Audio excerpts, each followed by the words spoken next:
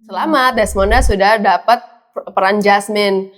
Bersediakah dia menerima role ini gitu ya kan? Barulah itu ada diskusi kontrak segala macam, harga la. Aku jadi ingat soalnya. Aku pernah lihat di TikTok ya, cuplikan Lion King, terus aku lupa siapa tuh, Assalamualaikum gitu, tapi gitu. karena dia tampil di Abu Dhabi pada Dubai gitu. Oh iya gitu. Hai singers, ketemu lagi dengan saya Indra Aziz di Vokal Plus Bebaskan Suaramu. Podcast hari ini agak beda. Kita ada co-host Gina Dewi. Halo. Yang pasti tamunya Gin. Yes. Keren banget. Parah. Gila. Bisa dibilang cukup langka sih, Mas. Cukup langka banget nih, makanya kita langsung culik ke sini karena dia nggak lama lagi di Indonesia, lagi main. Kita sambut Desmonda Katabel. Hai. Terima kasih sudah mengundang saya. Aduh, terima kasih sini. sudah menyempatkan waktu hadir ke sini.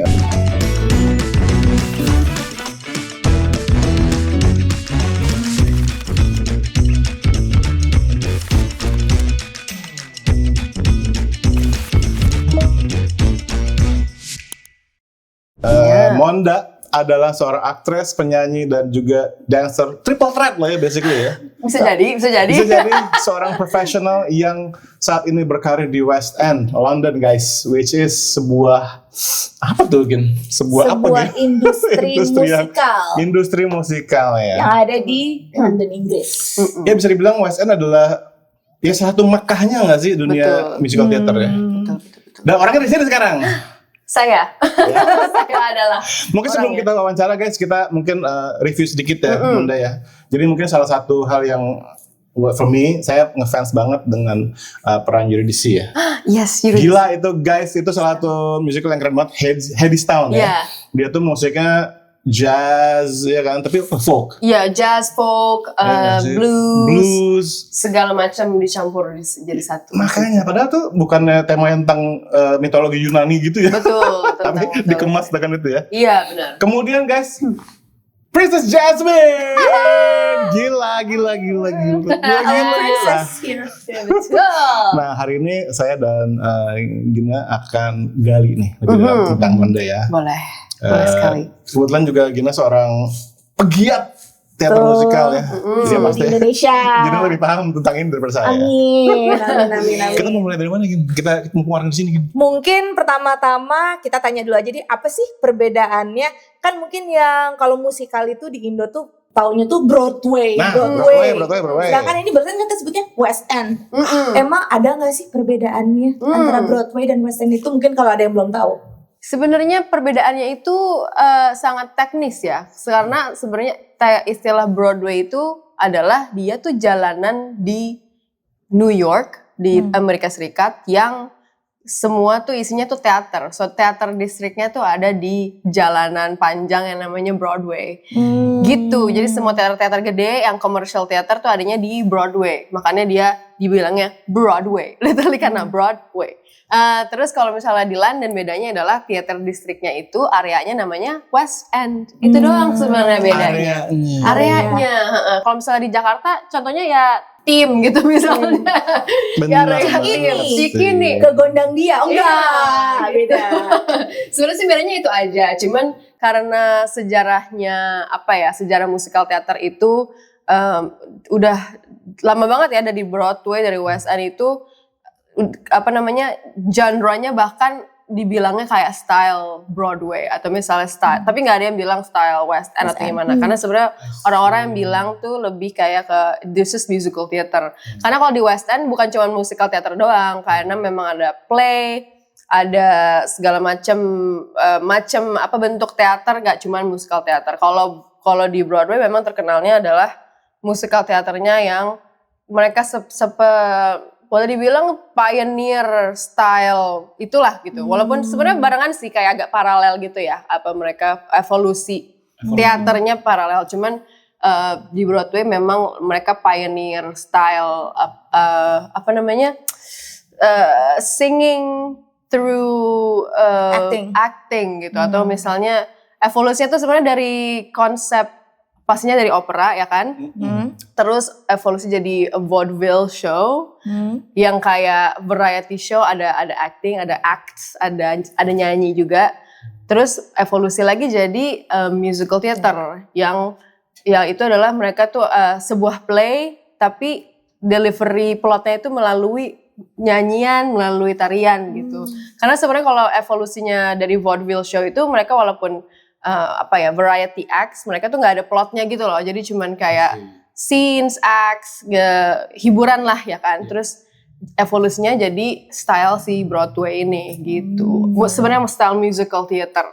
Gitu. Ya aku penasaran gini, kan ini dua tempat yang secara geografis tentu sangat berbeda. Secara logat pun berbeda. Betul. Apa jadinya kalau sebuah play dari Broadway kemudian dibawakan di West End, apakah tiba-tiba menjadi logat British gitu?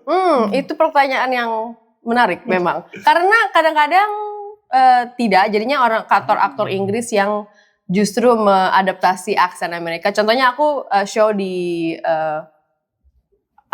Aladdin contohnya kan. Aladdin itu original productionnya munculnya di Broadway. Dan original filmnya juga kan American accent kan. Jadi pas kita bawakan di UK aksennya Amerika. Jadi kita I sing and I talk. Everyone sing and talk with an American accent.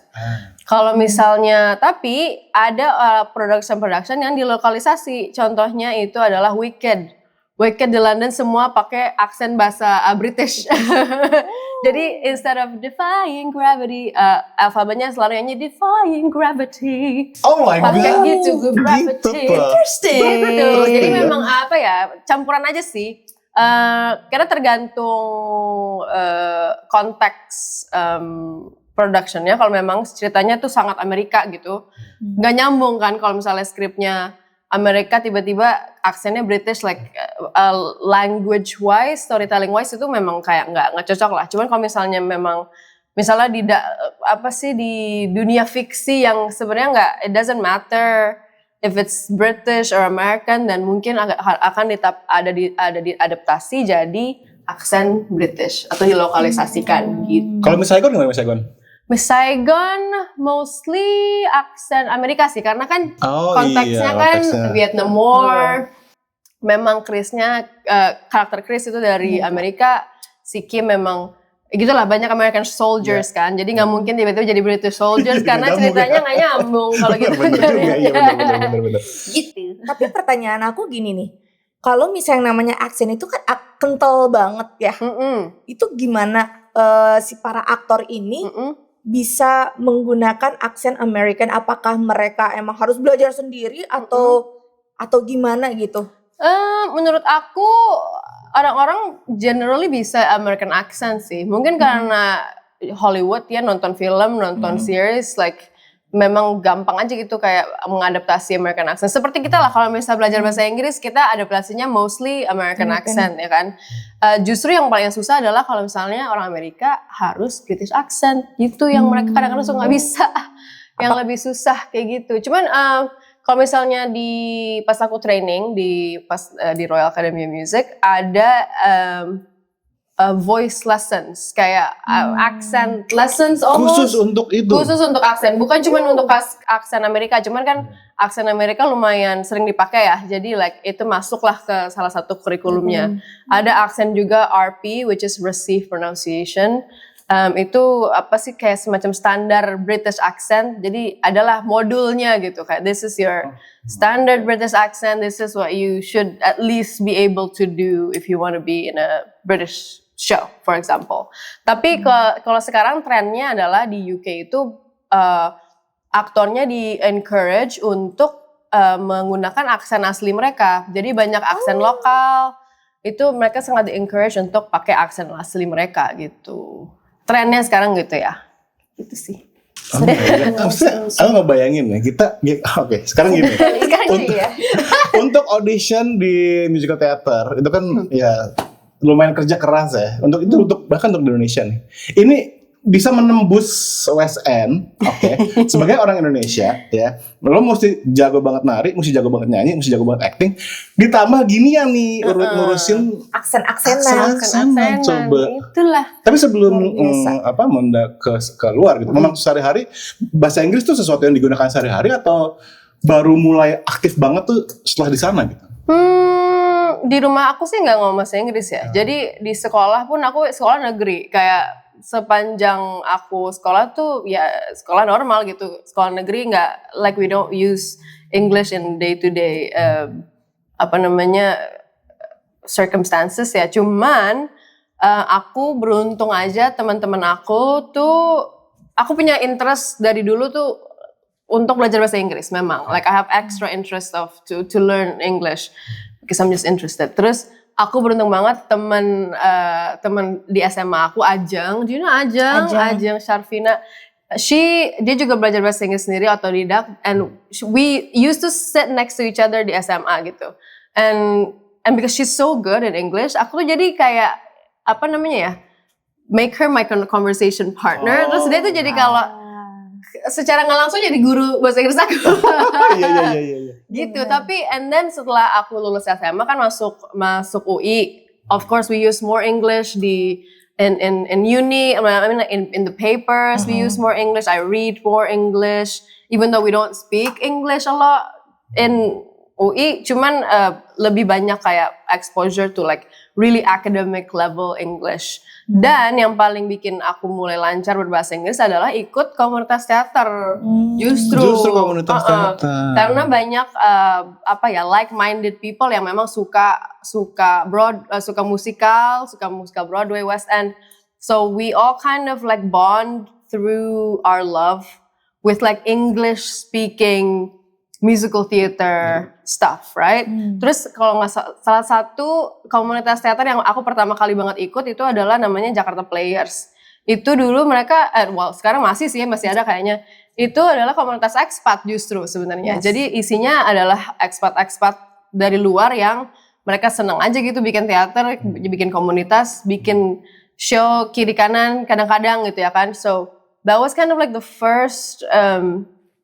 So like the community where I speak English the most is actually my musical theater community, because we just kind of like are like-minded people who love English speaking, I guess, entertainment ya. Jadi so it just kind of became a part of our language, and then we try to make a lot of English shows as well. When I was one of the co-founder of JPAC back in the day, which is Jakarta Performing Arts Community, and we used to do a lot of English shows, literally from West Side Story, and then recently Legally Blonde. It was last year, I think. 2023. 2023, and then we literally most of our repertoire are English shows, because that's kind of like why we built that community. So that was kind of like the place where my English became really conversational before I even go to London. Gitu. Tapi ini penting juga karena gini, banyak banget orang kita juga pengen tahu gimana caranya gue biar bisa bahasa Inggris lancar gitu. Mungkin ikut komunitas teater ya sih. By the way, it's funny tadi kamu mention soal Jakarta Players. Karena aku juga pernah join Jakarta Players. No way! Iya, aku dulu main Jesus Christ Superstar. Oh my god, that's my next show. Your next show ya kan. No tapi bener gak sih? Aku dulu amaranin namanya Lamar. Maybe. Itu ada gak ya? Kayaknya aku tuh lupa deh. Pokoknya tapi yang one of the apostles, one of the murid Yesus ya. Betul. Iya, aku juga main beberapa kecil gitu. No way. Dan itu emang gila sih gabung sama ini ya. So you actually have to use English gitu loh untuk bisa ngelancarin. By the way di situ bukannya ada beberapa musical theater yang tampil bahasa Inggris full ya? Ada, banyak, bahkan recently nanti sebentar lagi tuh ada Little Women. Terus kemarin baru banget beres Chicago. Iya. Tapi kalau Chicago ini lumayan agak menarik. Iya, menarik. Dia dialognya itu menggunakan bahasa Indonesia. Itu pertama kalinya di Indonesia. Betul. Boleh ya? Juga. Nah, jadi sebenarnya itu juga salah satu yang menarik, karena usually when you bring IP luar itu it's a licensed production, right? Like you have to buy the license to perform the show. And usually licensed productions, they're really strict about what you can do or what you can't do. So usually you can't translate or like you can't really change any of the lines. Gak bisa diganti gitu kan. Cuman mungkin Chicago udah itu kali ya, udah kong kali kong sama yang actual yang punya license-nya untuk kita mau translate nih di bahasa Indonesia. Dan mungkin nama mereka sih boleh karena ya kenapa enggak gitu ya kan. Dan kebetulan Chicago juga kayaknya tuh udah pernah beberapa kali tampil di beberapa negara juga, dan mereka melokalisasikan itu juga. Betul. Gitu. Makanya ketika Indonesia mungkin membawa terus pengen dilokalisasi, mereka mengizinkan. Jadi dialognya bahasa Indonesia tapi lagu-lagunya tetap bahasa Inggris. Iya. Gitu. Nah, ngomong-ngomong penyesuaian gitu ya. Tadi juga sempat Maunda cerita beberapa pertunjukan yang dari Broadway ketika dibawa ke Inggris ada penyesuaian mungkin dari apa? Itu gimana contohnya tuh? Itu juga salah satu contoh lokalisasi ya, walaupun lokalisasinya cuma dari New York ke London gitu. Cuman a lot of the, misalnya kayak Legally Blonde contohnya, atau misalnya any productions really sih. Waktu di Aladdin contohnya, ini contoh paling dekat ya. Si Genie kan banyak banget tuh dia nge-jokesnya. Kalau di kalau di US di Broadway dia tuh jokesnya lebih yang bener-bener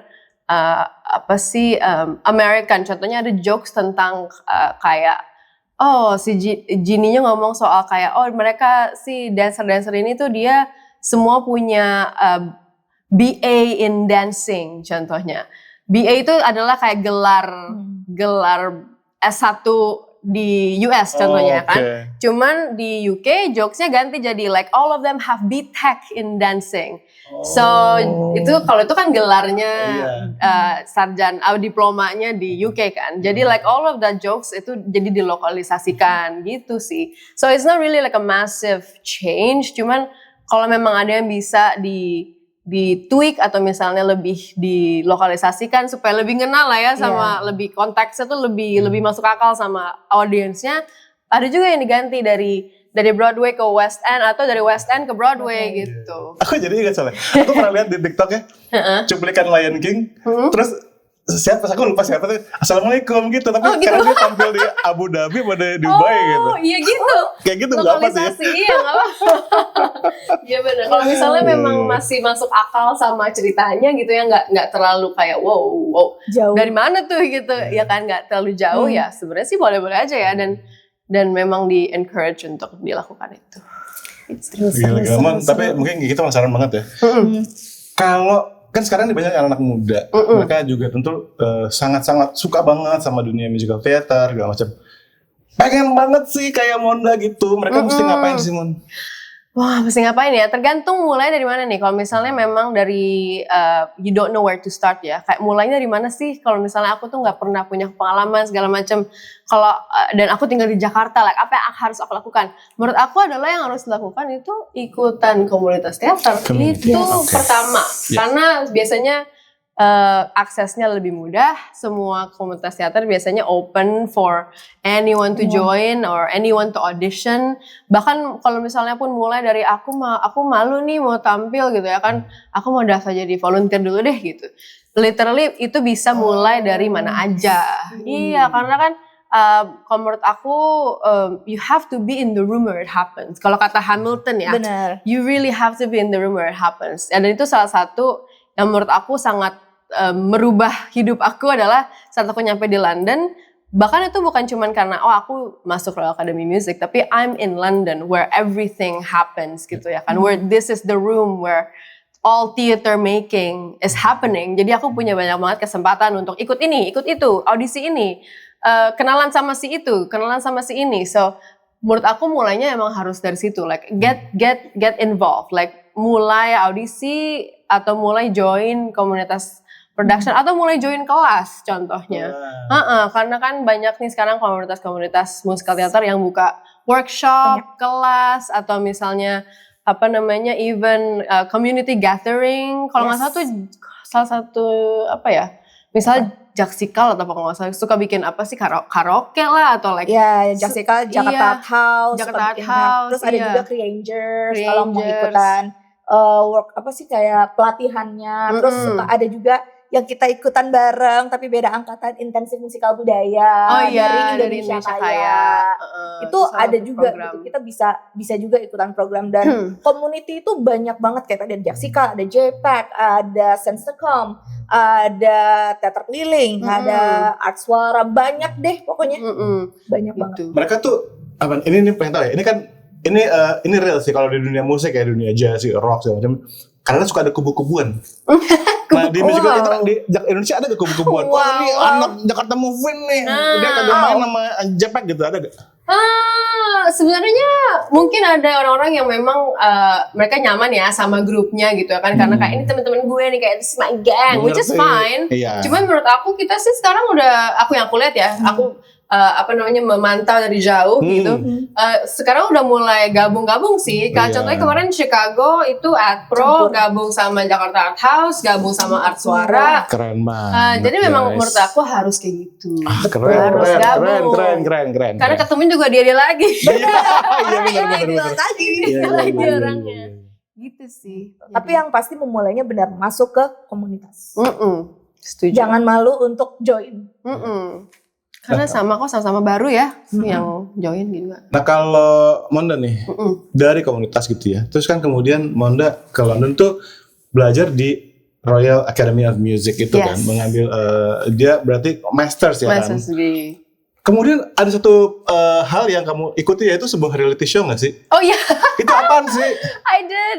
Oh my god. Aku ikut kompetisi judulnya Mamma Mia I Have a Dream. Apa itu? Jadi kompetisinya kayak sebenarnya kayak Indonesian Idol, cuman hadiahnya adalah kompetisinya adalah untuk mencari next Sophie on the West End.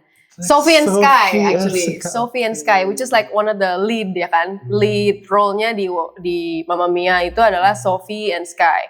Jadi kompetisinya adalah yang cari pemenangnya supaya mereka bisa jadi lead di West End selama 1 tahun gitu. Jadi kompetisi sebenarnya reality show kayak Indonesian Idol, kayak nyanyi setiap episode ya kan, dieliminasi terus dikomenin sama judges gitu. Judgesnya ada Amber Riley, Alan Carr, Jessie Ware, Samantha Barks. Terus jadinya Samantha Barks Queen. Itu aku ikut sampai quarter finalist deh kalau nggak salah. Tapi ya udah gitu, tereliminasi, lalu saya jadinya ikut Miss Saigon. Dan Aladdin akhirnya. Tapi dari situ juga membuka jalan lebih luas lagi tentunya kan ya ketika di sana. Nah, ngomongin soal membuka jalan itu, jalannya gimana sih kalau boleh tahu dari Indonesia bisa ke RAM ini? Dan pertanyaan kedua lanjutannya, apakah kalau misalnya kita ingin pursue karir di sana, memang harus lewat jalur situ kah atau gimana? Menarik. Sebenarnya pertama ya, jawaban untuk pertanyaan pertama adalah caranya gimana? Sebenarnya aku cara Google, cara nekat. Karena memang gitu caranya. Aku karena belum pernah, pas aku lagi mau nyari-nyari info gitu kan, belum pernah banget ada yang sekolah musikal teater di London sebelumnya dari Indonesia. Like literally I don't know anyone, you don't know anyone, no one knows anyone. Jadi nggak ada yang bisa ditanyain gitu kan. Jadi aku Google aja kayak 1 year master's degree musical theater London, and then ketemu tuh beberapa option. Ada Royal Academy Music, ada Royal Conservatoire Scotland, ada Royal Welsh something. Terus aku apply lah ke semuanya yang aku bisa daftarin kan. Akhirnya dapet Royal Academy Music sama Royal Conservatoire Scotland.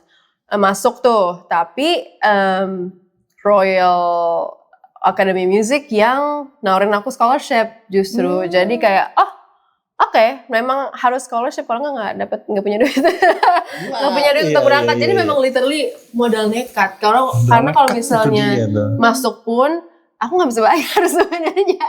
Jadi nunggu scholarship gitu ya kan. Berarti emang jalannya ke situ, emang jalannya Monda nih. Jalurnya. Nyoba-nyoba aja gitu ya kan. Karena like if you don't try, you don't know gitu. Terus ya udah aku masuk RAM jadinya, literally dapat scholarship, ditawarin full tuition. Aku pindah lah, aku gunakan semua tabungan aku kerja korporat untuk pindah. Sempat kerja korporat dulu. Sebelum kerja ngapain dulu? Aku dulu kerja copywriter di literally di fashion retail gitu, di e-commerce fashion retail. Sempet ngantor dia. Sempet disuruhin mana aku.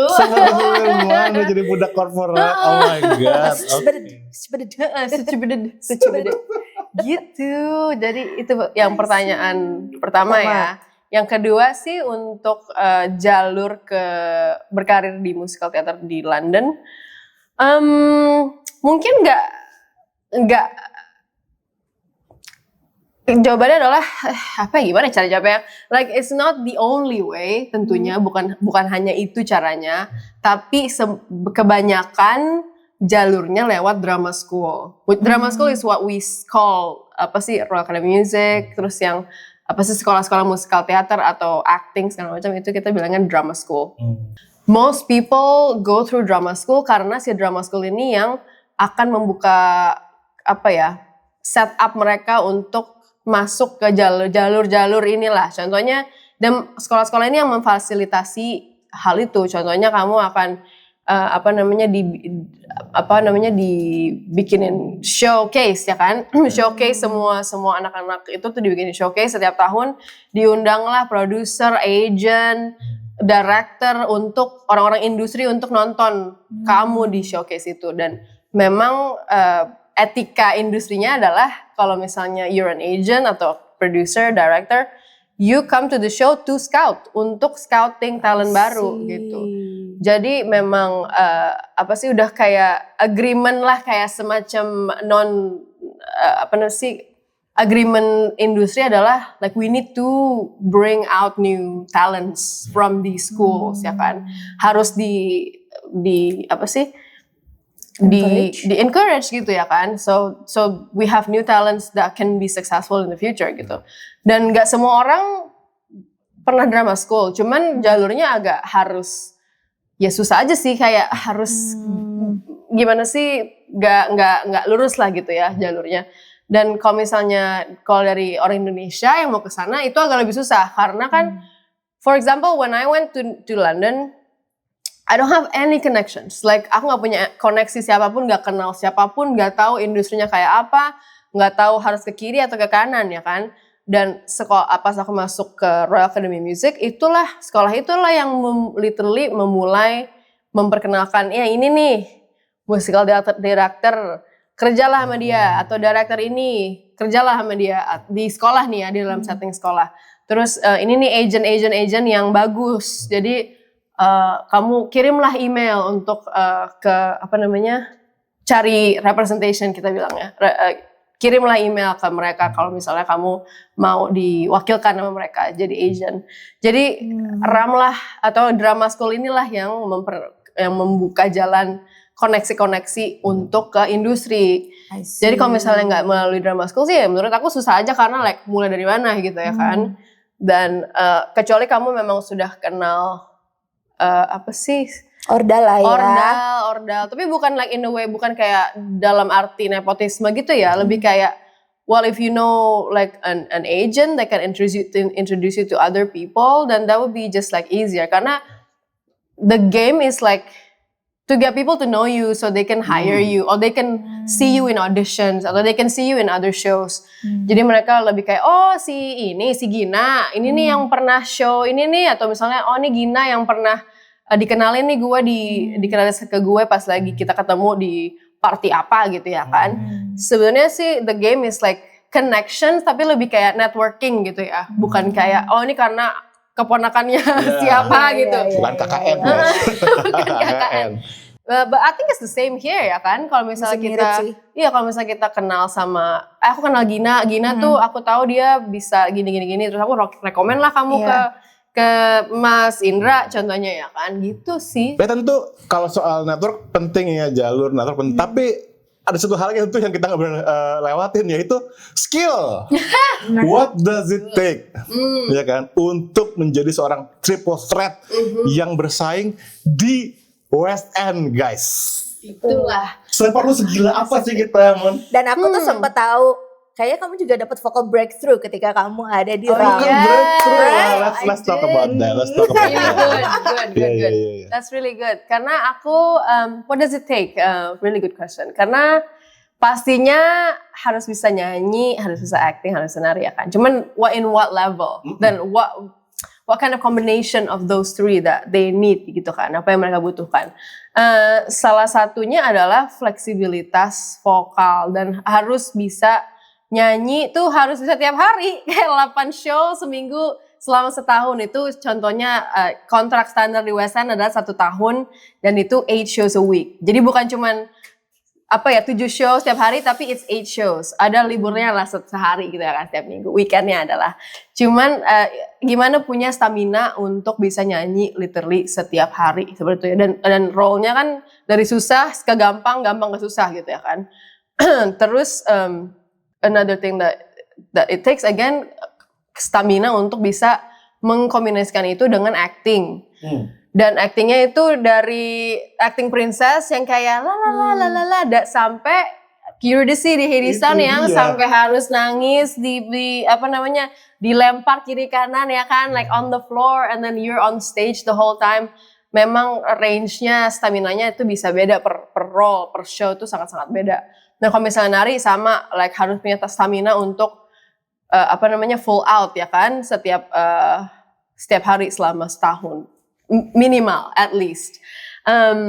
Sebenarnya jadi bukan cuma skill, bisa nyanyi, bisa acting, bisa nari, tapi can you do that every day? Can you do that healthily every day secara sehat mental dan jasmani? Bisa nggak tiap hari? Sebenarnya itu sih, jadi kayak jadi pas kamu audisi gitu ya, the casting director can tell if you are singing healthily or not, atau misal panelnya yang audisi akan bisa ngeliat nih, ini kayaknya nyampe sih, tapi kayaknya struggle deh, kayaknya nggak bisa deh kalau misalnya lo nyanyi note ini setiap hari gitu ya. So they will pick someone who can sing it easily.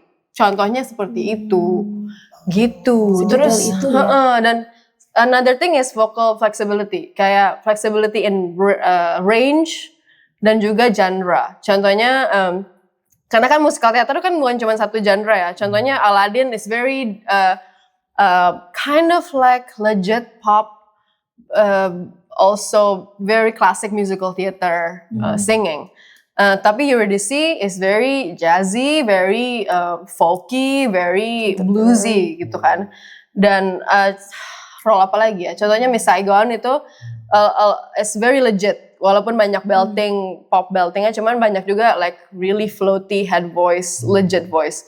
Dan itu fleksibilitas kamu sebagai aktor bisa masuk ke semua genre ini adalah yang akan obviously give you a bigger chance to be hired. Kalau misalnya kamu cuma bisa nyanyi pop, ya cuma bisa di-hire di musikal pop. Atau misalnya cuma bisa nyanyi legit, ya cuma bisa di-hire di musikal-musikal yang legit operatik gitu ya kan.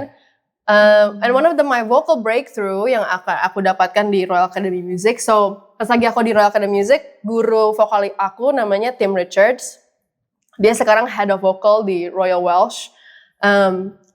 He's a classical singer dan dia ngajar Estelle vocal training. That's kind of like the standard vocal training atau vocal language ya yang kita gunakan di UK. Jadi semua drama school itu pasti bahasanya menggunakan Estelle vocal training. Estelle spellingnya adalah ESTILL. Jadi dia dulu penyanyi opera, terus dia bikin metode scientific, dia kayak scan semua otot-otot atau yang the shapes that you need to make sounds when you sing. Terus dia kompilasikan itulah ke Estelle vocal training itu. Jadi kita semua diajarin lah Estelle vocal training ya kan.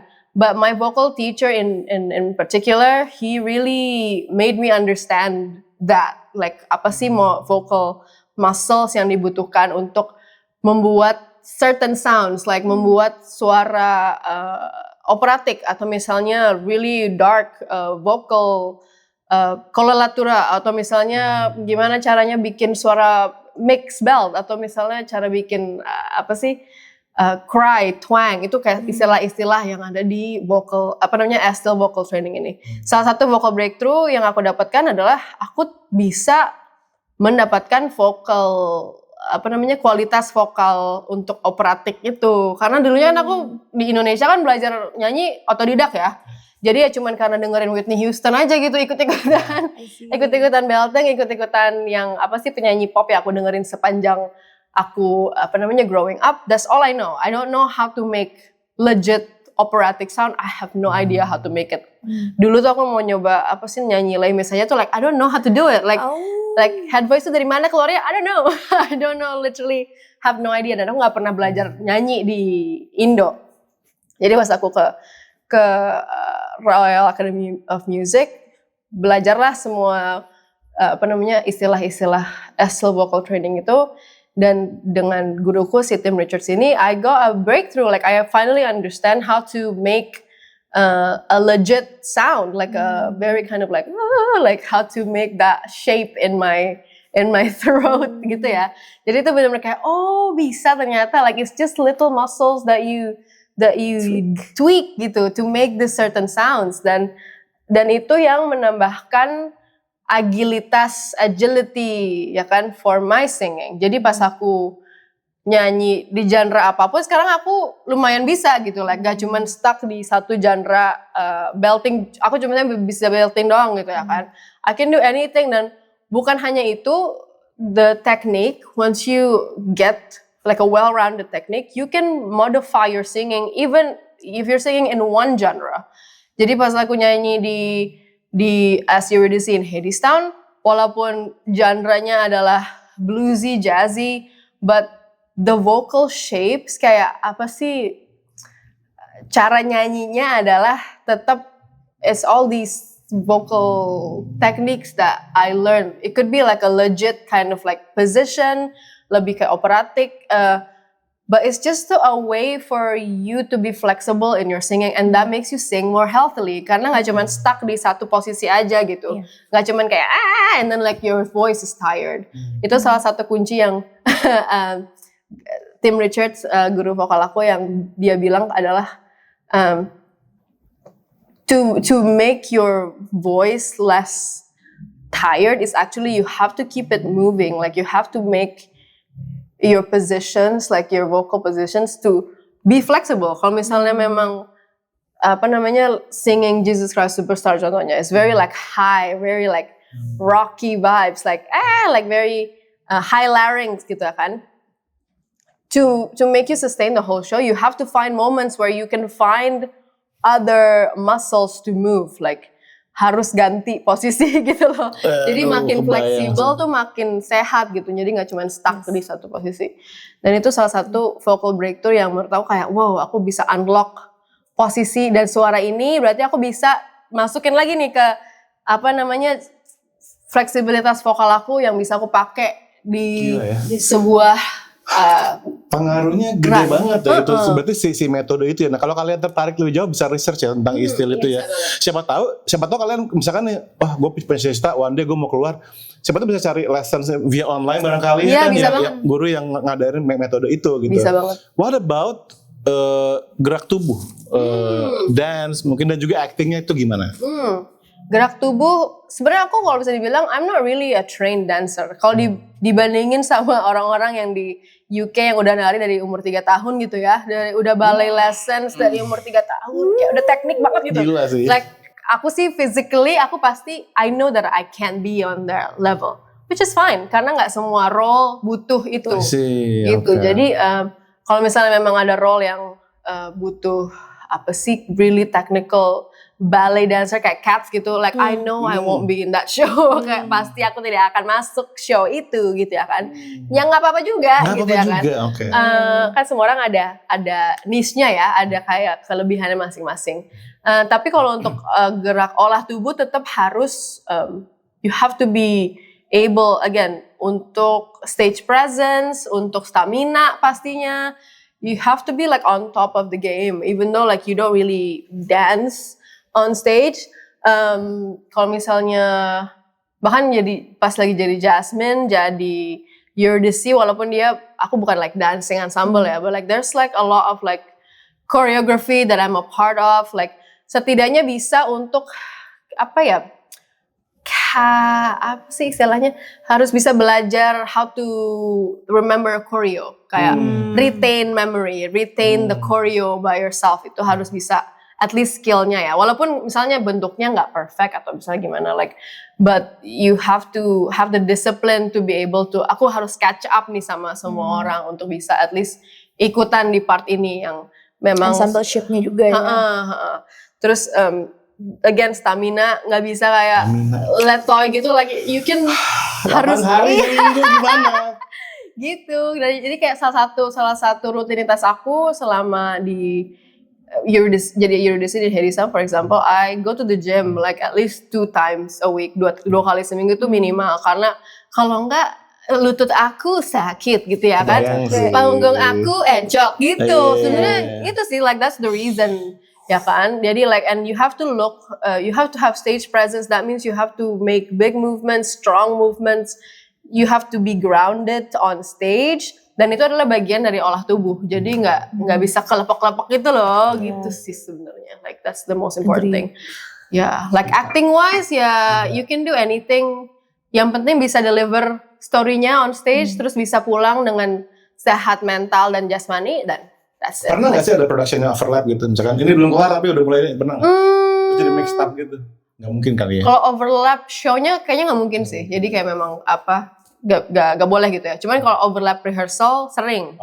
Jadi misalnya aku mau selesai Eurydice in Hadestown. Kayak kemarin tuh aku dapet job concert like this a new musical concert. Itu literally show-nya adalah seminggu setelah Hadestown kelar. So that means I started rehearsals on the last week of Hadestown gitu ya kan. Jadi pagi-pagi latihan show baru, malamnya show Hadestown gitu. Padahal masih post production blues tuh ya. Ya bahkan belum. Gitu. Jadi kalau itu sering sih bisa kayak overlap latihan sama show gitu. Cuman kalau overlap show sih nggak mungkin. Karena tidak mungkin bisa bersama. Gitu. Nah, aku pengen bahas juga Gin. Ini mengenai perbedaan mungkin apa ya? Kalau di musik ya, kita anak jazz, anak orkes gitu tuh kita bisa ngebedain banget tuh. Apa ya? Kultur bekerja di production dalam negeri dan production luar negeri. Mungkin kan kalian juga lebih berpengalaman ya. Pengen tahu gimana sih, ada perbedaannya nggak sih kalau I don't know, kayak misalkan jam istirahatnya barangkali atau mungkin kalau di sini kayak apa secara ya gitu-gitu. Iya. Menarik. Tapi itu benar sih, karena dan menurut aku perbedaan paling besar adalah semua struktur dalam latihan, show segala macam itu sebenarnya sudah dikodifikasi di dalam law. Like it's been codified in the union law. Apa ya kalau bahasa Indonesia itu hukum serikat. Serikatnya tuh udah ada hukumnya gitu. Jadi kalau misalnya ya, kalau di latihan if we do a 10-hour rehearsal, itu kita harus break 15 menit setiap jam. Setiap jam tuh harus ada break 15 menit. Dan itu kalau misalnya nggak break 15 menit, nggak dikasih break, you either have to double the break atau misal dimundurin atau misalnya gimana, atau people are allowed to sue you. Like bisa kayak dilaporin lah ke serikatnya kayak nih production misalnya productionnya Indra Aziz dia nggak ngasih gue break gitu. Dan itu so it's everything is in the law. Kalau misalnya terus harus ada lunch break, harus ada harus kerja, jam kerjanya adalah harus maksimal misalnya 48 jam selama seminggu. Itu nggak boleh lebih. Kalau misalnya lebih harus ada overtime. Semua dia dihitung per jam, per menit tuh dihitung banget. Jadi karena udah dikodifikasikan di hukumnya itu sudah tertera. Jadi itu juga sama seperti kalau show day, misalnya maksimal tuh call time harus misalnya 1,5 jam sebelum show. Karena kan termasuk jam kerja ya. Kalau misalnya ada extra rehearsal segala macam, ya sempat-sempatin lah tuh misalnya 48 hours of the maximum working hours harus bisa disempetin di jam ekstranya lah. So a lot of shows work below 48 hours a week. Kalau misalnya lebih ya harus bayar overtime gitu. Convention kayak gitu di Indonesia ada gak sih? Nah kalau di Indonesia ini tuh karena kita belum ada serikatan atau law yang jelas seperti itu, jadi kita benar-benar based on the community or the production house. Jadi tergantung apakah misalnya production house-nya itu kan sekarang community biasanya tuh mostly volunteer. Ketika dia volunteer akan mencoba mengakomodir orang-orang yang memang punya pekerjaan di luar si musikal ini. Jadi latihannya biasanya after office. Let's say dari jam 7 sampai jam 10 gitu. Atau enggak weekend. Ketika weekend hari Sabtu, hari Minggu dipadatin mungkin di sana. Tapi weekdays-nya itu. Atau ada juga production house yang misalnya mungkin bisa dibilang profesional atau semi profesional yang mulai berbayar itu ya kayak setiap hari gitu. Misalnya dari hari Selasa sampai hari Jumat, taruh kata dari jam 12 sampai jam 10 atau dari jam 12 sampai jam 9 gitu. Dan itu mereka benar-benar rehearsal gitu dan mereka dibayar untuk itu. Gitu, profesional. Kalau kita sadly belum ada gitu karena mungkin kita juga masih berjalan dan masih establish. Kalau saya udah bener-bener kayak kerjaan jadi industri banget. beneran gitu ya. Aku jadi pengen nanya sesuatu hal yang sensitif. Iya, apa tuh? Dengan sistem kayak gitu, apakah memang it works for living? It's works for living di sana maksudnya apakah? Karena kan kayak yang tadi bisa dibilang di sini kalau di Indonesia kita rata-rata masih double job sebagai seorang performer dan juga let's say sebagai budak korporat atau kerjaan yang lain gitu. Sedangkan kamu di sana fix sebagai full time West End performer gitu. Apakah ini cukup gitu untuk kehidupan kamu di Maksudnya sana? Duitnya. Nah, itulah karena kenapa ini semua sudah dikodifikasikan ke hukumnya ya, hukum perserikatannya. Jadi karena kita masuk perserikatan pekerja, jadi ya kita harus dibayar at least minimum wage. At least minimum wage-nya London gitu ya kan. Itu sudah minimal gaji. Jadi kalau misalnya kamu bekerja tadi yang bilang 48 jam dalam seminggu, setidaknya kalau misalnya kamu memang digunakan selama 48 jam dalam seminggu, kamu tidak mungkin dibayar di bawah minimum wage.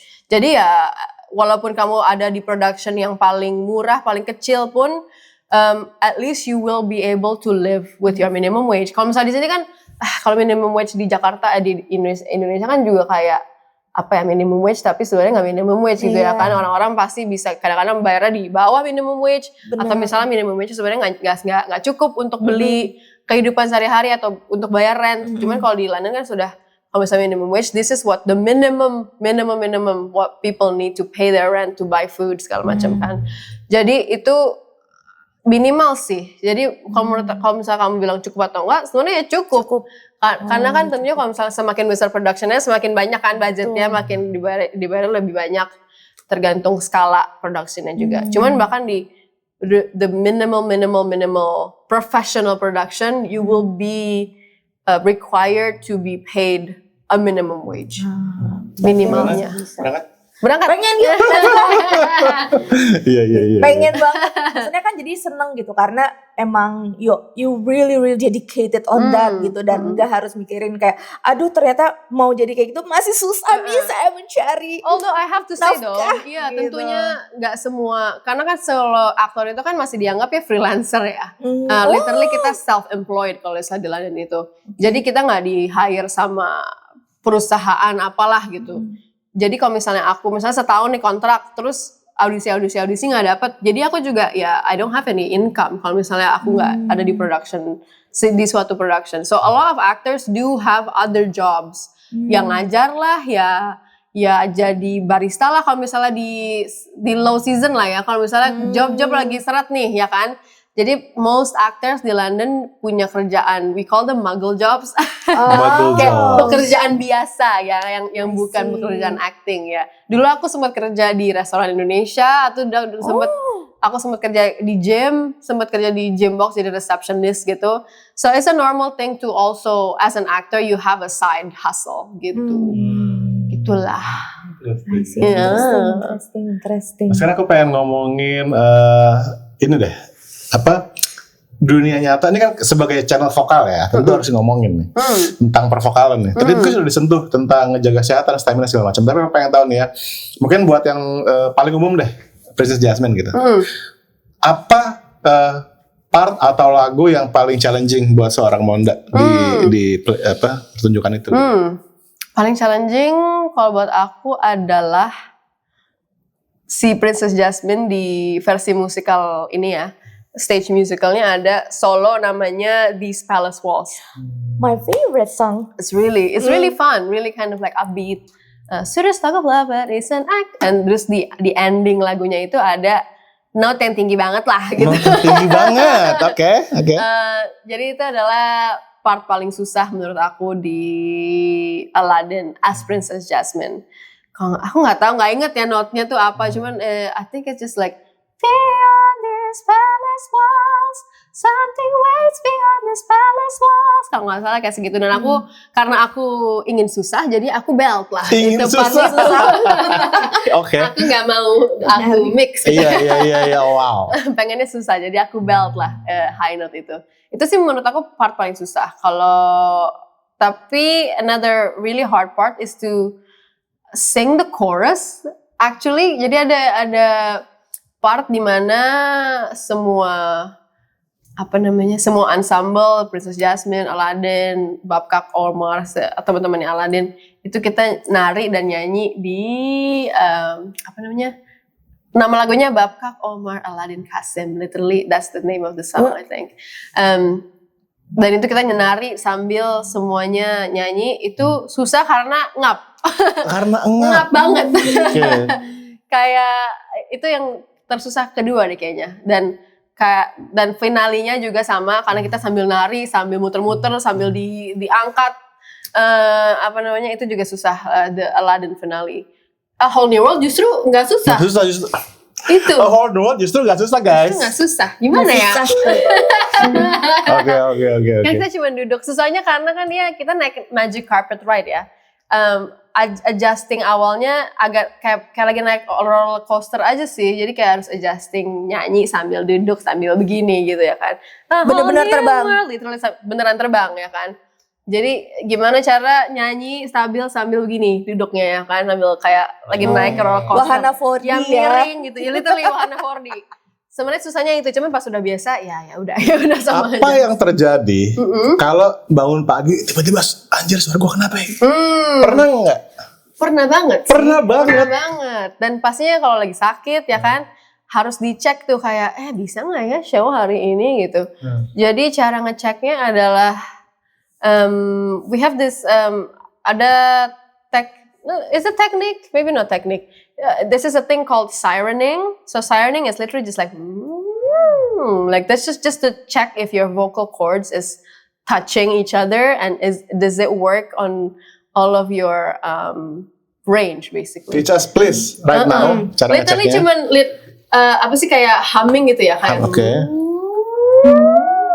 Kalau bunyi semua kayak bisa nyampe situ, nyampe sini like so that means my vocal cords is healthy, like I don't feel pain, nggak kerasa sakit, nggak kerasa serak, nggak kerasa susah gitu ya. Cuman kalau pagi-pagi kan memang biasanya kan nggak full ya range-nya, baru bangun nih kayak vocal cords-nya masih kayak lemes gitulah mas. So you can do a couple of times of sirening, minum air. Terus ngapain lah, jalan-jalan dulu atau jalan-jalan sekitar kamar, just keep trying. Like if it feels really painful, dan jangan masuk ke show, like jangan kerja ya kan. Don't use your vocal cords gitu. Aja sih sebenarnya cara ngeceknya. Kita coba aja mas. Coba. Oke, coba mas.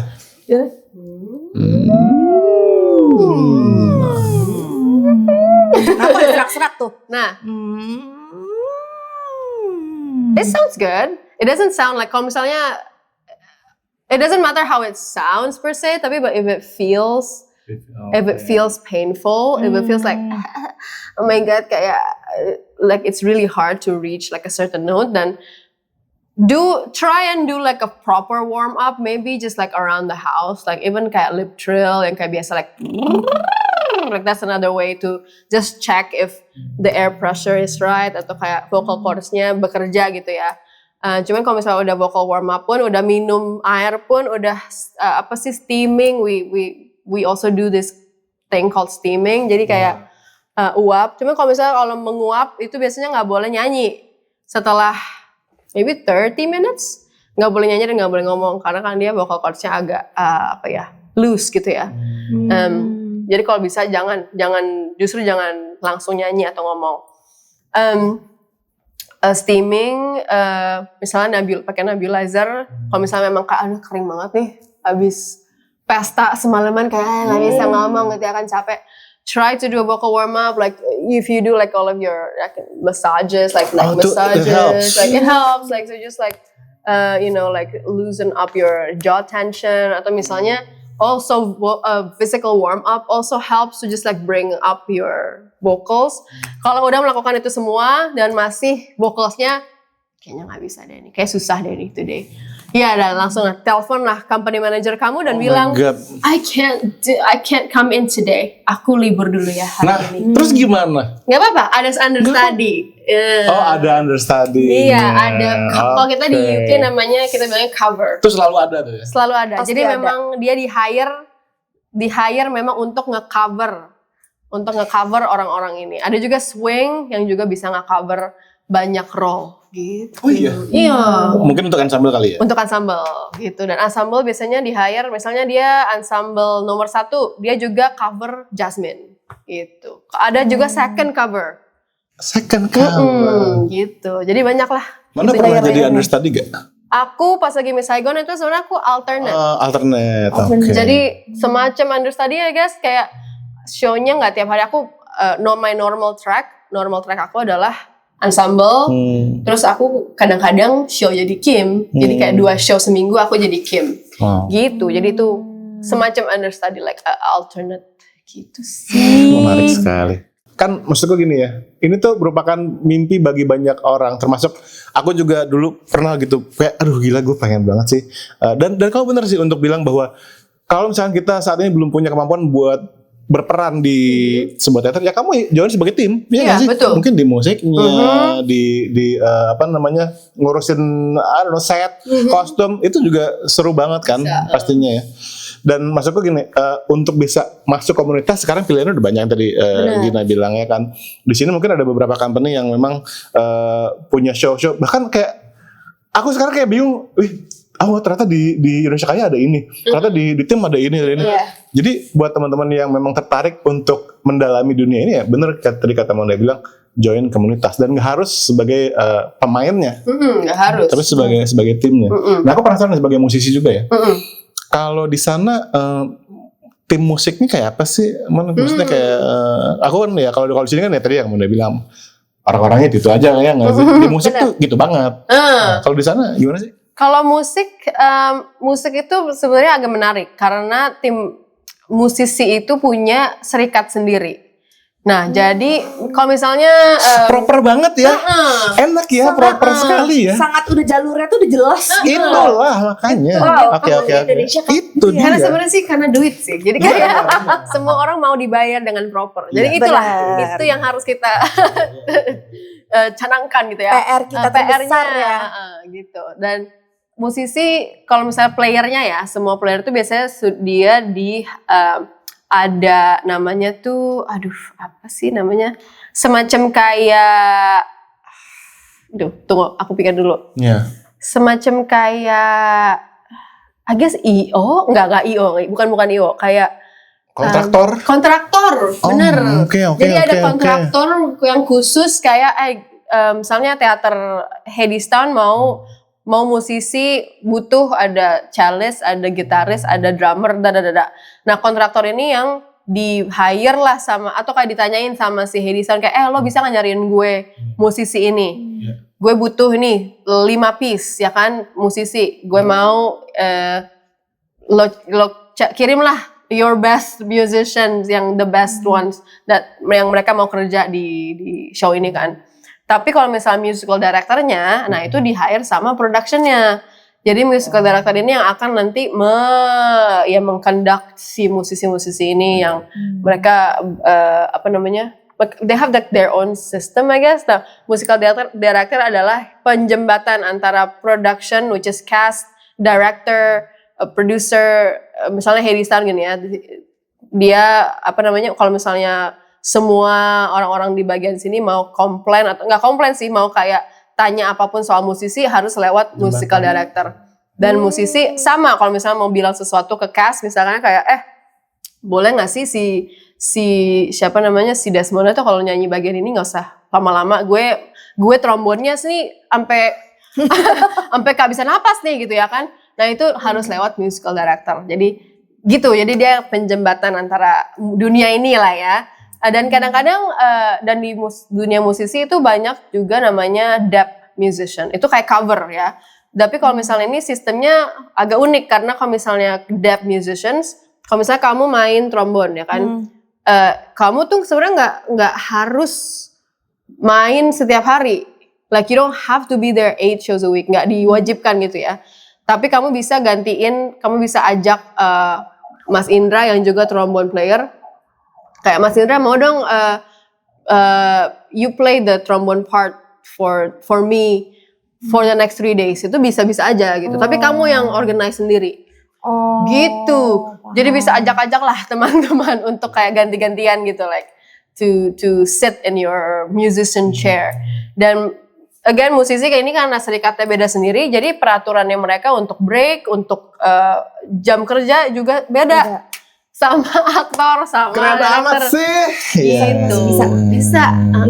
Kita bikin gitu. Tapi kalau untuk vocal director sendiri, itu apakah masuknya ke si serikat musik ini atau ke yang actor? We don't usually have vocal directors. Jadi musical director itu sudah mencakup musical director musisi dan juga vokal.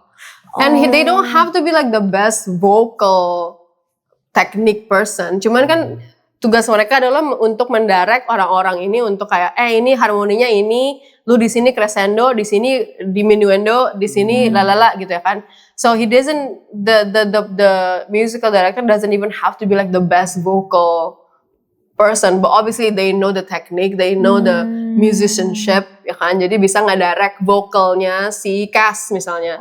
Tapi dia juga yang mendirect ya musik karena kan dia harus menggabungkan semuanya gitu. Jadi semuanya harus bisa make sense. Tapi we don't usually have our own vocal director. Kecuali mungkin if someone need an extra vocal help, kayak misalnya susah nih kayaknya si A nih susah nih nyanyi Aladdin nih, kayaknya dia nggak nyampe deh. Atau misalnya dia agak struggling itu. Maybe you can ask an extra vocal coach for himself. Tapi nggak ada sih vocal director yang vokal doang ya. Ya, I mean kalau misalkan seseorang udah lolos audition di production itu kayaknya udah udah bisa. Kayaknya udah levelnya udah harusnya dia ngelatih ya ngerti. Oke, sekarang aku pengen tahu. Ini kita kenapa sih cepat banget waktu berjalan ya? Tapi aku pengen tahu banget gini sih, mungkin buat teman-teman yang masih awam juga ya tentang dunia musical theater. Untuk sebuah misalnya nih, kan kita audition. Terus take us through the process dari audition sampai finally tayang premier gitu, sampai setahun. Apa aja urutannya, dan pengen tahu juga mungkin gini dari pengalamannya sama nggak sih sama di Indonesia gitu. Tapi kita coba dengar dulu. Berapa lama? Ngapain aja tuh dari audition? Oke. This is interesting karena tergantung prosesnya berapa lama. Kalau misalnya, kalau contohnya aku pas lagi audisi Aladdin itu prosesnya adalah agent ada brief casting, keluarlah yang ke ke list agent, semua agent di UK itu bisa lihat kayak brief casting, dicari Jasmine, Princess Jasmine harus segini agentnya mas. Iya, agentnya yang jadi casting director ini akan mengeluarkan brief casting, dicari Princess Jasmine, playing age segini, vocal range segini, ethnicity segini ya kan. Terus agent itu ngelihat brief casting kayak kayaknya gue punya nih klien yang bisa nih Princess Jasmine. Either dia submit kayak gue punya klien namanya Desmonda, mau dong dia audisi jadi Jasmine, atau casting directornya nyari ke agent, lu punya nggak nih yang bisa kayak jadi Princess Jasmine. Either way, kalau misalnya cocok ya kan lah, nah ini nih Desmonda bisa. They will send, the casting team will send an invitation to audition me. Kayak Desmonda diundang untuk audisi di Princess Jasmine, bawa materi itu, datanglah gitu kan. Kalau misalnya Aladdin itu prosesnya panjang, itu kalau nggak salah sekitar 4 bulan mungkin. Tapi karena ada break, mereka kayak harus set up show segala macam lah. Itu aku sekitar ada 6 round. Again, ini karena big production ya, Disney casting, so like they have a big process for the audition. Dari first round itu aku datang singing my own material, aku bawa material aku sendiri, aku nyanyilah Journey to the Past gitu ya kan, style Disney tapi bukan Disney gitu. So aku bawalah itu untuk first round, oke. nyanyi, udah pulang, ya kan? Recall, dapat email lagi dari casting team, Desmonda Katabel diundang untuk recall, bawa materi Jasmine, nyanyi 1, 2, 3, ya kan? Datanglah recall, terus aku nyanyi, oke, pulang. Terus di email lagi, Desmonda dapat recall, sekarang adalah dance call. Datanglah aku dance call, ya kan? Udah ketiga tuh recall, udah third round. And then udah pulang, terus lolos, di email lagi, Desmonda Katabel kamu diundang recall, meet sama panel director segala macam, bawa materi Jasmine yang sama. Nah itu biasanya work session. Work session adalah you do your material, tapi nggak cuma nyanyi terus pulang. The director and the whoever is in the panel will work with you. Kayak, lo coba dong nyanyi yang Palace Waltz, boleh nggak yang ini lebih panjang dikit di belakang? Atau misalnya actingnya kayak, boleh nggak lo coba lagi scene ini tapi kayak gini motivasinya gitu. So it's a work session. Dan udah gitu, either itu final atau misalnya bisa recall lagi, dibilang, oke, kamu bawa lagi materi itu dengan notes yang udah kamu dikasih pas lagi audisi sebelumnya. Terus tapi ini tambahan ada misalnya tim dari US-nya mau datang, mau lihat gitu. Wow. Contohnya gitu. Jadi kayak misalnya ada chemistry read juga contohnya. Tapi ini pas lagi Aladdin sih. Like in Hades I didn't have to do that.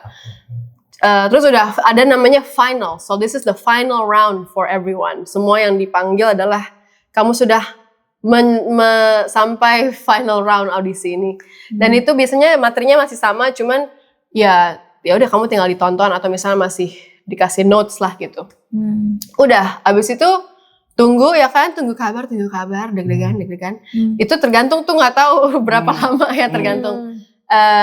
Terus akhirnya kalau dapat ya the casting director, the casting team or the production team will contact your agent kayak selamat Desmonda sudah dapat peran Jasmine, bersediakah dia menerima role ini gitu ya kan. Terus my agent will call me and then I'll be like, oh my god yes Jasmine, yes of course I will take it. And then barulah itu ada diskusi kontrak segala macam, harga yang itulah mereka yang ngurusin.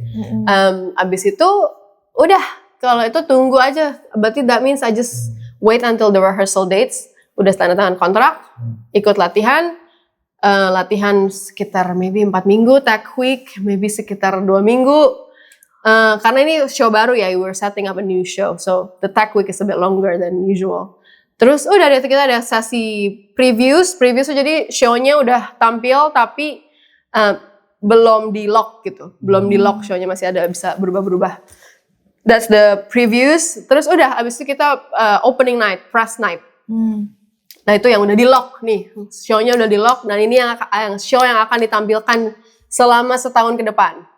Gitu. Nah aku penasaran nih, untuk pelatihan ya, itu dibagi per scene kah? Misalkan kayak oke nih malam ini khusus scene ini. Atau langsung run through gitu. Karena cuma 4 minggu barusan bilang. Iya, 4 minggu tapi tiap hari about from 10 to 6 maybe? Ngantor tuh ya? Ngantor, benar. Ngantor is correct, betul. Jadi ya pertama biasanya kita first week itu musical. Jadi kita semua belajar lagunya bagaimana, bagian harmoninya dapat apa, terus kayak rough shape of the music, inilah bentuknya. Gak harus hafal, but you have to learn all of the music in the first week.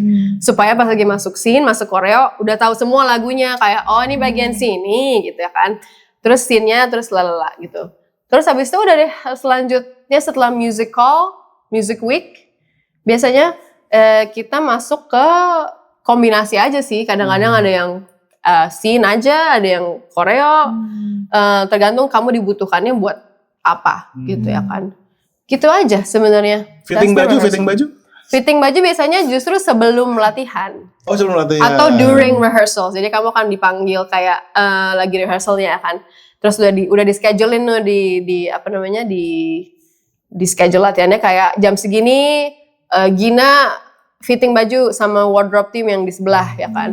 Atau dia datang ke tempat latihan lah untuk fitting. Gitu sih. Latihan pakai kostum? Dress rehearsal biasanya itu pas udah tag. Ditonton nggak sih kalau kayak gitu? Kalau dress rehearsal ditonton sih. Iya, biasanya ada kayak invited people lah bisa dress rehearsal buat ditonton. Di sini gimana gitu? Kalau di sini mirip, ada beberapa yang mirip kalau dari proses audition, tapi nggak sepanjang itu. Kalau di sini paling itu biasanya itu ada 3 tahap. Pertama antara online audition, sekarang udah banyak tuh yang komunitas yang buka online, atau ya emang invitation.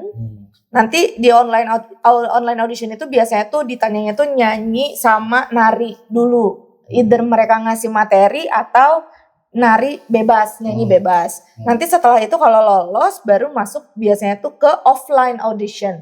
Offline audition di mana mereka udah dikasih materi yang lebih spesifik untuk musikal tersebut. Dan juga nanti langsung dicoba juga untuk dance-nya. Biasanya dari offline ini. Nanti abis offline audition ini ada lagi callback. Jadi untuk yang udah jauh lebih spesifik, biasanya offline ini tuh juga udah bisa jadi tahapan untuk mereka menentukan, oh ya kayaknya dia jadi ensemble. Atau ini mungkin bisa oke gitu untuk ensemble. Nah kalau callback ini tuh lebih kayak specifically untuk kira-kira ini potensial untuk jadi supporting or the lead. Gitu nanti ada dialognya, udah mulai pakai dialog, mulai ada chemistry testnya juga. Kayak misalnya grup nih misalnya karena ini ceritanya tentang grup, jadi harus dicek ini berempat ini kombinasinya bagus apa enggak gitu. Nah kemarin itu Cinderella kan, itu berapa bulan gitu? Sampai 6 bulan kan? Betul. Nah kenapa kok? Mungkin karena tiap hari juga. Mungkin karena tiap hari, iya. So like we have more hours in that 4 weeks daripada 6 bulan tapi cuman weekend atau cuman 3 jam gitu Itu kan. yang tadi aku bilang Mas, karena kalau yang kebetulan Mas ngomongnya Cinderella itu masih dalam bentuknya voluntary. Jadi mereka itu latihannya itu benar-benar after office hour. Jadi cuman dalam sebulan, ya dalam seminggu itu paling mereka cuman punya waktu latihan itu 3 jam, terus sama 1 weekend. Gitu. It's very short. Gitu. Jadi that's why untuk mengakomodasi waktu latihannya mereka butuh hari latihan yang lebih banyak pastinya. Itu makanya prosesnya bisa nyampe 6 bulan itu. Gitu. Tapi kalau misalnya kayak production Mamma Mia atau Chicago yang baru banget itu setahu aku mereka latihan itu juga setiap hari. Mereka benar-benar setiap hari tapi prosesnya itu cuman sekitar 2 bulan. Jadi cuma dari hari Selasa, Rabu, Kamis, Jumat. Weekend sama Senin tuh setahu aku ya, kalau salah maaf, tahu aku baru mereka libur gitu. Tapi pas weekdays itu mereka latihannya itu setiap hari gitu pas di weekday cuma 2 bulan. Ini ya makanya ya Pak Prabowo kalau cari Mendikbud dan yang Mendikbud yang baru nih mungkin bisa pandai pulang ke sini masuk kabinetnya Pak Presiden barangkali ya kan. Siapa kan bisa punya industri karena maksudku gila sih potensinya musical theater di Indonesia itu potensinya gila banget. Dan maksudku gini loh maksudku kayak di kita bisa ngambil production dari luar bahkan bisa ambil production punya sendiri ya nggak sih? Bikin original kemarin juga kayak kemarin kan Kapan Nikah tuh yang kebetulan ada di sana. Iya kan? Dan banyak juga sekarang komunitas-komunitas juga udah mulai ngeliriknya ke arah sana tuh kayak bikin production sendiri deh gitu, bikin original plays. Potensinya keren gitu. Oke, ini tapi oke, nggak apa. Aku mau nanya nih, what's next for Desmonda Katabel? Well, what's next for me yang paling next banget ya, yang akan terjadi soon itu adalah aku akan jadi Mary Magdalene in Jesus Christ Superstar. She's like the only female lead, I think. Salah satu female lead di show itu, dan itu akan show-nya bareng Sam Ryder, dia jadi Jesus, terus ada Tyron Huntley jadi Judas, terus ada selebriti, ada kayak banyak casting selebriti buat role Herod for some reason. Jadi banyak ada kayak 6 other Herods yang di casting untuk satu run itu. Itu yang next banget sih kayaknya. Itu aja. Wow. itu dulu. Itu akan berapa lama dan di teater mana itu? Sejauh ini akan di teater London Palladium. So this is the biggest theater in London. Itu untuk summer seasonnya. Jadi sekitar 3 bulan mungkin. Dari Juni sampai guys, karena kalau ada rencana berangkat ke sana jangan sampai miss ya. Tanggal berapa sampai tanggal berapa? Superstar. Kayaknya tanggal 20 Juni sampai 5 September di London Palladium. Juni sampai September. Itu mulai latihan kapan tuh mulai? tanggal 5 Mei. Bentar lagi aku harus balik. Nah terus pertanyaan terakhir, apakah Monda one day nih kepikiran nggak sih, gue one day gue mau ke Indonesia, gue mau mungkin bikin company atau kembangin dunia per teater musikalan gitu? Aku sih pengen berkontribusi pastinya, karena kan aku juga mulainya dari komunitas teater di Jakarta kan, di Indonesia. Sejauh ini belum kepikiran dalam bentuk apa, karena contohnya kayak kemarin pas lagi aku masterclass aja tuh kayak karena sempat nih ya, yaudah kita bikin ini masterclass, like I wanna share my knowledge to people. That was really good by the way. Oh, thank you. It's so refreshing and so daging banget. Daging banget gitu ya. Jadi aku pengen berkontribusi in some way, tapi sejauh ini sih belum kepikiran sih kayak bentuknya gimana ya. Dengan kamu di sana aja, Desmonda Katabel orang Indonesia itu aja udah kontribusi gede banget sih buat tahu kayak semua orang di sini tuh kayak inspiring. Exactly. Very Inspiring banget sih, parah sih. Gokil. So makanya aku tuh berharap tuh dia di interview. Iya, benar banget. Untung orangnya bisa hari ini mampir ke sini dan interview sharing di sini aja ya kan, dan sharing sama teman-teman semua yang lagi nonton. Guys, sebetulnya banyak banget sih yang masih pengen aku tanyain, tapi justru biar kalian makin penasaran dan ngikutin semua perjalanannya Monda, semua socials, follow Monda dan ikutin update-update-nya dan terus mendapatkan inspirasi ya. Mungkin gini, ada pertanyaan terakhir nggak mungkin yang mau disampaikan? Apa ya pertanyaan terakhirnya? Apa doa Monda untuk musikal teater di Indonesia? Doa aku adalah semoga semakin besar pastinya. Amin. Dan aku maksudnya aku lihat progresnya dari pas aku mulai musikal teater di tahun 2013 sampai aku pergi ke London tahun 2021, terus balik lagi ke Jakarta sekarang 2026 tuh progresnya udah jauh banget dan aku tuh seneng banget liatnya. Jadi doa aku adalah semoga makin banyak yang interest di musical teater, makin banyak investor. Yes. Investor ya. Calon Kemendikbud. Banyak sponsor dan banyak memang orang-orang komunitas seperti Gina, seperti semua komunitas teater yang ada di Jakarta yang memang pengen untuk membangun industri ini dan kita harus kerjasama gitu ya. Ya kita bikin like the foundation, dan ini yang aku lihat sekarang tuh kita tuh lagi bikin foundation banget sih. Benar. Jadi yang kerja yang kalian lakukan itu adalah sangat-sangat bagus. Jadi keep doing that, keep making theater, keep making art, dan semoga dalam selama perjalanan waktu akan semakin bagus tentunya. Amin. Semakin bagus. Desmonda Katabel, thank you so much. Thank you. Banyak banget yang udah di-share hari ini. Kita menutup podcast ini dengan ngomong bebaskan suaramu bersama-sama ya bertiga ya. Apa tuh? Bebaskan suara. Iya, itu adalah slogan kita. Oh gitu. Oke. 1, 2, 3. Bebaskan suaramu. Bye-bye.